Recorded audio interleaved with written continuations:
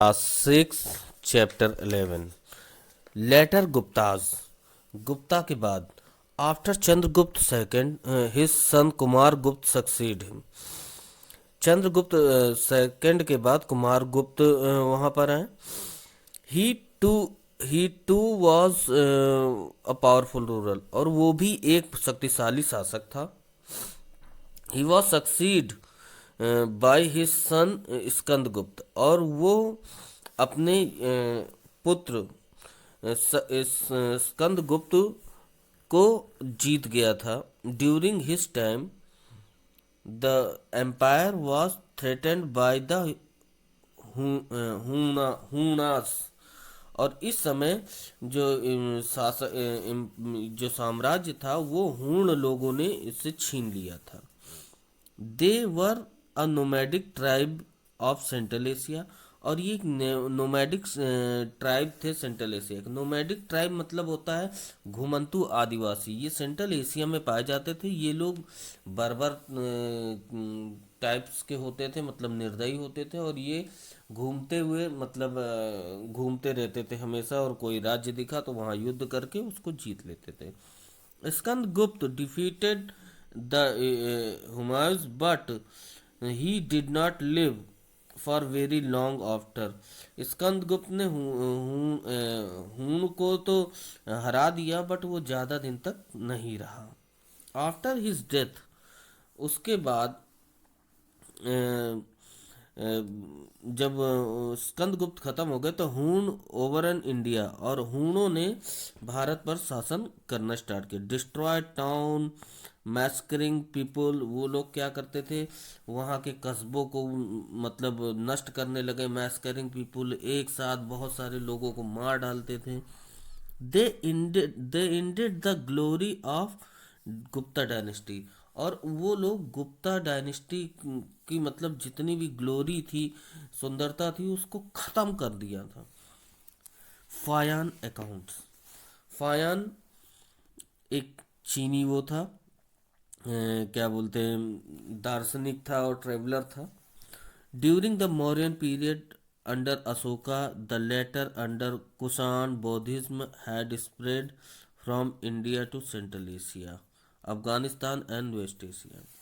Maurya period में और अशोक के साम्राज्य के समय, और उनके बाद कुषाण के समय बौद्धिज्म बौद्ध धर्म इंडिया से सेंट्रल एशिया, अफगानिस्तान और वेस्ट एशिया तक फैल चुका था।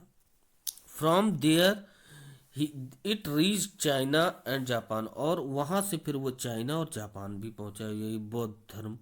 Many Chinese scholar wanted to study Buddhist scripture in the land of its origin. बहुत सारे जो चाइनीज मतलब चीनी विद्यार्थी थे, वो ये चाहते थे कि बुद्ध धर्म को हम लोग उसके ओरिजिन जहाँ पर हुआ वहाँ पर उसको स्टडी करें। तो Faxian one of such Chinese pilgrimage, Faxian भी उनमें से एक चाइना का धार्मिक यात्री था।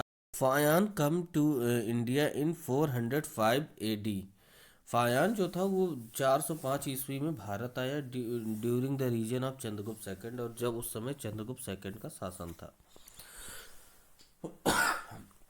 He left China in 399 AD, और वो उसने चाइना को 399 ईस्वी में छोड़ दिया था।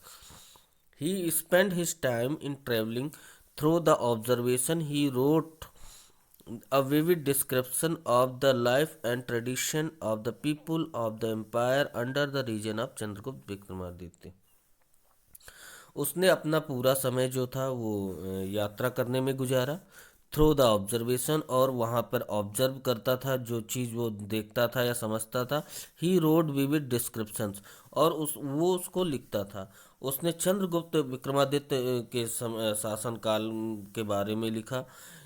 उसने ये भी लिखा कि उस समय के चंद्रगुप्त विक्रमादित्य के शासन काल में वहाँ के साम्राज्य में लोगों की क्या ट्रेडिशन थी, क्या परंपराएं थी, उनका कैसा लाइफ स्टाइल था, और वो लोग कैसे रहते थे।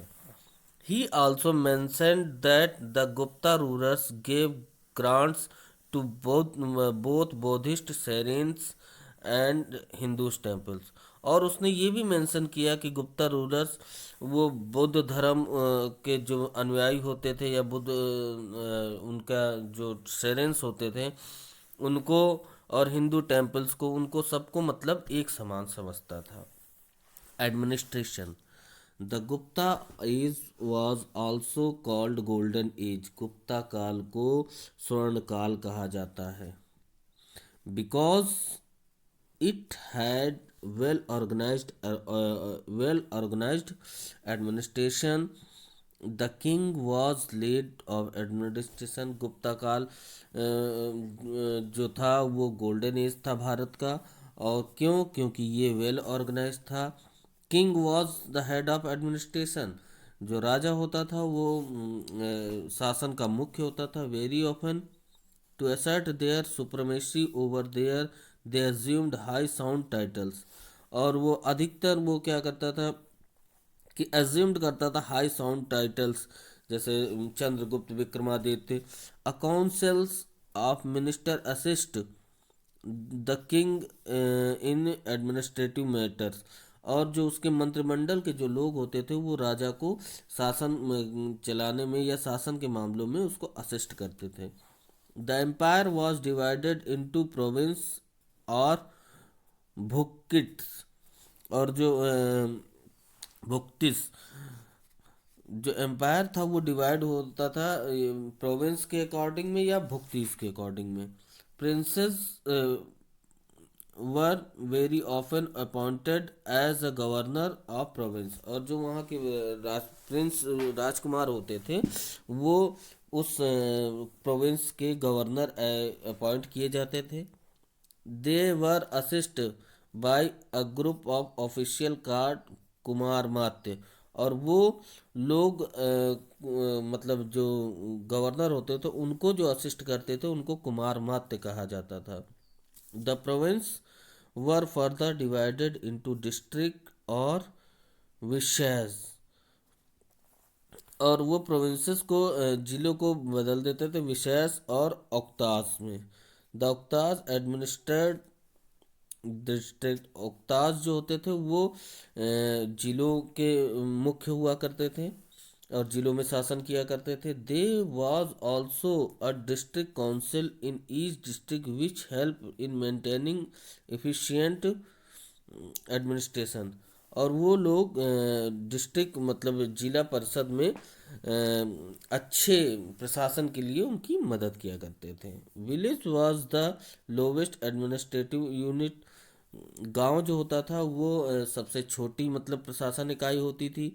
It was looked after by the council of village elders. और ये गांव के बड़े बूढ़े लोगों के अंडर में देखभाल की जाती थी।